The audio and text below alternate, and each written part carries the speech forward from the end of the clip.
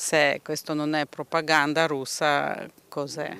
Si tratta di mera propaganda filorussa e nel contesto una raccolta firme contro il presidente Mattarella per aver osato criticare Putin. In sintesi, questo è il pensiero di Viktoria Shiba, presidente della comunità ucraina in Friuli, alla conferma che il docu-film sui bimbi del Donbass sarà proiettato, nonostante i divieti con tanto di esposto in procura, domenica 23 marzo alle 16 presso la sala del ristorante Hotel La Dimorette. La stessa invita il pubblico a disertare l'evento, anzi a unirsi alla protesta contro quello che è tutto fuori che una libertà di pensiero e di opinione, come vogliono invece far passare gli organizzatori. Questo non è un film documentario, questa è una menzogna che capovolge la realtà storica, la verità attuale e non si tratta della libertà di espressione, questa è una menzogna. Certo.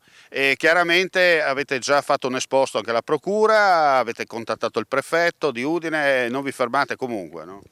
No, non ci fermiamo e speriamo che il buon senso prevalga e la nostra città non si macchia di Certo. questa collaborazione.